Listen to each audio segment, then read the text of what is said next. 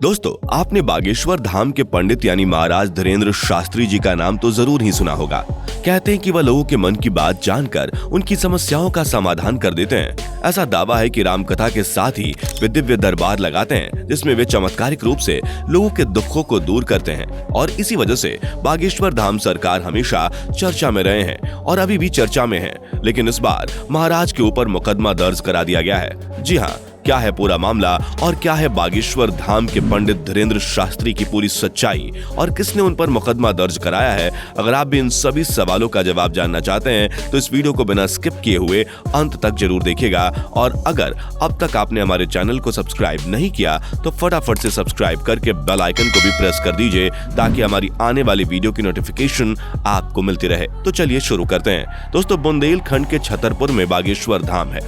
इस धाम के पीठाधीश्वर हैं धीरेन्द्र कृष्ण शास्त्री जी, जिन्हें बागेश्वर धाम सरकार के नाम से भी जाना जाता है। महाराज दरबार लगाते हैं जहां सैकड़ों लोग अपनी समस्या लेकर आते हैं। उन सैकड़ों लोगों में से पंडित धीरेन्द्र शास्त्री जी किसी का भी नाम लेकर अपने पास बुलाते हैं और वह व्यक्ति जब तक उनके पास पहुंचता है तब तक शास्त्री जी एक पर्चे पर उस व्यक्ति के नाम पते सहित उसकी समस्या लिख साथ ही उसका समाधान भी लिख देते हैं। दोस्तों, पंडित धीरेन्द्र शास्त्री जी को लेकर कहा जाता है कि महाराज भूत भविष्य वर्तमान देख सकते हैं। इनके आगे दुनिया का सारा ज्ञान नतमस्तक हो जाता है। महाराज के अंदर दिव्य शक्तियों का वास है।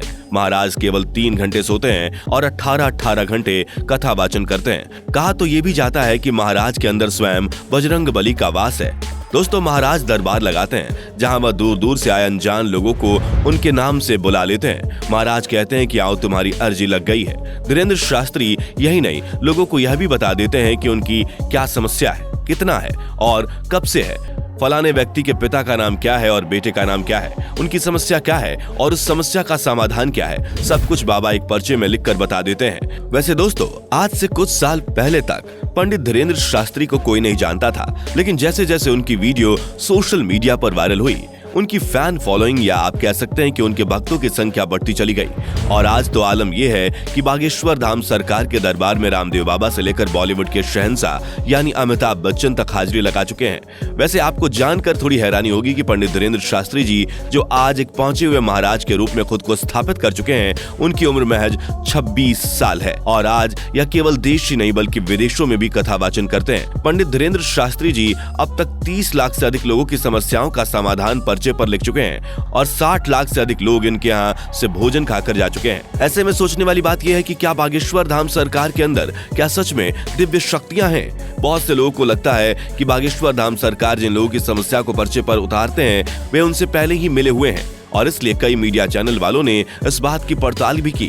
कई लोगों ने पंडित धीरेन्द्र शास्त्री की सच्चाई जानने की कोशिश की, लेकिन कोई भी इस रहस्य को नहीं जान पाया कि आखिर बागेश्वर धाम सरकार कैसे लोगों के मनों की बातें जान लेते हैं। आपको बता दें कि एक बार न्यूज 18 जैसी नेशनल मीडिया भी पंडित धीरेन्द्र शास्त्री जी की सच्चाई का पता लगाने के लिए उनके दरबार में पहुंच गई थी। पर आपको जानकर हैरानी होगी कि महाराज ने पहले से ही बता दिया कि कौन से लोग आज उनका दरबार में उनका टेस्ट लेने आए हैं। दोस्तों, महाराज जी की बात सुनकर उस समय मीडिया भी हक्की बक्की रह गई थी, क्योंकि उन्होंने अपने आने की सूचना किसी को भी नहीं दी थी। आखिर कैसे बागेश्वर धाम सरकार ने यह बता दिया कि मीडिया वहां पहुंची है? ये वाकई हैरान करने वाली बात थी। दोस्तों, यह तो महज एक चमत्कार था। कहा जाता है कि बागेश्वर धाम सरकार के दरबार में कई चमत्कार आपको रोजाना देखने को मिल जाएंगे। हर रोज सोशल मीडिया पर आपको बागेश्वर धाम सरकार का कोई ना कोई वायरल वीडियो भी नजर आ ही जाएगा। दोस्तों, आज भले ही पंडित धीरेन्द्र शास्त्री बागेश्वर धाम सरकार के नाम से फेमस है, लेकिन क्या आपको पता है कि एक समय उनकी माली हालत काफी खराब थी। पंडित धीरेन्द्र कृष्ण शास्त्री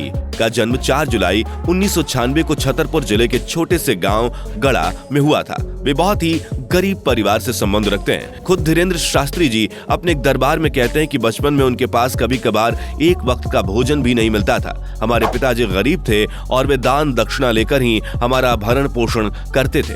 एक दिन हमने उनसे कहा कि हम भी पढ़ना लिखना चाहते हैं, वृंदावन में जाकर कर्मकांड पढ़ना चाहते हैं। उनके पिताजी के पास उस वक्त 1000 रुपए नहीं थे। उन्होंने गांव में कई लोगों से उधार रुपए मांगे कि मेरा बेटा पढ़ना चाहता है, लेकिन किसी ने उधार नहीं दिया, क्योंकि सभी जानते थे कि यह चुका नहीं पाएगा। हम तब वृंदावन नहीं जा पाए। दोस्तों, धीरेन्द्र शास्त्री के पिता का नाम राम करपाल गर्ग और मां का नाम सरोज गर्ग बताया जाता है। उनका एक छोटा भाई और एक बहन भी है।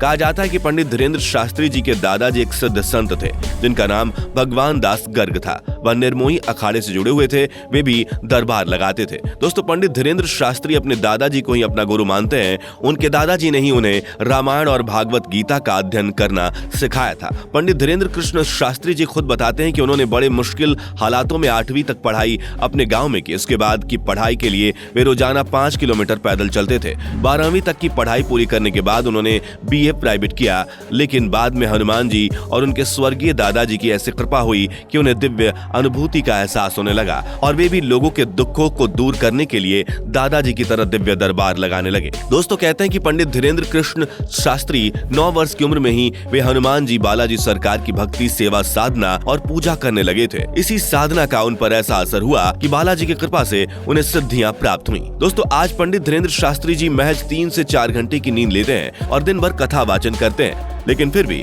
अगर आप गौर करेंगे तो आपको महाराज के चेहरे पर एक अलौकिक चमक देखने को मिलेगी। कहते हैं कि बागेश्वर धाम सरकार पर बालाजी महाराज का आशीर्वाद है और यही वजह है कि महाराज धीरेन्द्र कृष्ण शास्त्री जी किसी के भी मन के अंदर झांककर उसकी समस्याएं जान लेते हैं और फिर झट से पर्चे पर समस्या और उसका समाधान दोनों लिख देते हैं। दोस्तों, आपने भी बागेश्वर धाम सरकार के कई वीडियो सोशल मीडिया पर देखे होंगे जिसमें वो लोगों की समस्या का समाधान करते हुए नजर आते हैं। कहा जाता है कि बागेश्वर धाम सरकार के पास एक सेनापति भी है जो किसी को दिखाई तो नहीं देता, लेकिन वह भूत पिचासों की हेकड़ी निकालने में माहिर है और शायद यही सारी वजह है कि आज बागेश्वर धाम सरकार की प्रसिद्धि जग जाहिर है। दोस्तों, आज पंडित धीरेन्द्र शास्त्री जी खुद को पूरी तरह से बालाजी की साधना में समर्पित कर चुके हैं। उनका मानना है कि दूर के लोग उन तक नहीं पहुंच सकते, इसलिए वे देश के अलग अलग जगहों पर अपना दरबार लगाते हैं। हालांकि इन दिनों महाराज धीरेन्द्र कृष्ण शास्त्री जी काफी ज्यादा चर्चा में है, लेकिन इस बार अपने चमत्कारों की वजह से नहीं बल्कि उन पर लगाए गए आरोपों की वजह से। दरअसल नागपुर के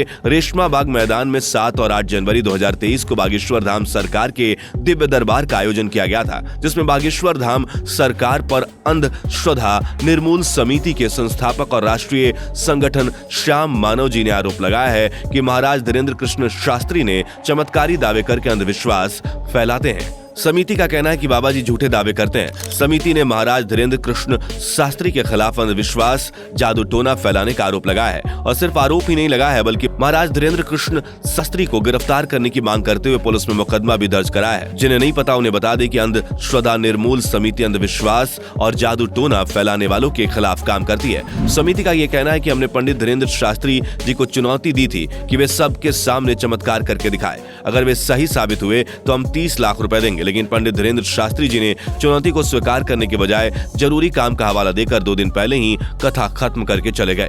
हालांकि अपने ऊपर लगाए गए आरोपों पर बागेश्वर धाम सरकार यानी कि महाराज धीरेन्द्र कृष्ण शास्त्री जी ने भी अपनी बात रख दी है। धीरेन्द्र कृष्ण शास्त्री जी ने कहा है कि अंधश्रद्धा निर्मूल समिति ने हमसे कहा था कि हमको दिव्य दरबार देखना है, जबकि पहले ही हम लोगों ने बता दिया था कि कथा 7 दिन की ही होगी। जब वे वहां से निकल आए तो वही कहावत हो गई, हाथी चले बाजार कुत्ते भूखे हजार।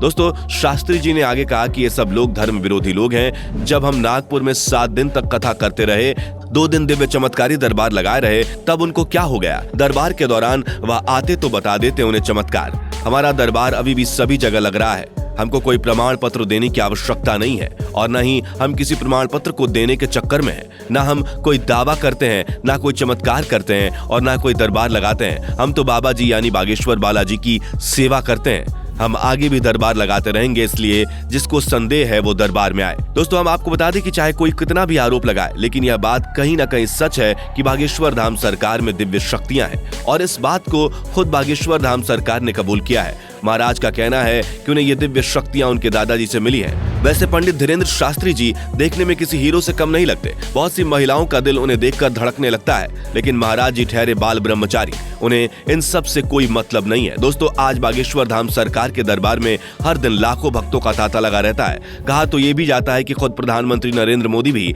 बागेश्वर धाम सरकार के दरबार में जा चुके हैं। ऐसे में दोस्तों, आपको क्या लगता है? क्या बागेश्वर धाम सरकार में सच में दिव्य शक्तियां हैं? क्या आप भी पंडित धीरेन्द्र शास्त्री जी के भक्त हैं? दोस्तों, आप अपनी राय हमें कमेंट में लिखकर जरूर बताएं। वीडियो पसंद आई हो तो वीडियो को लाइक करें और इस तरह के और भी इंटरेस्टिंग वीडियोस देखते रहने के लिए चैनल को सब्सक्राइब करें, बेल आइकन को प्रेस कर लें। Thanks for watching.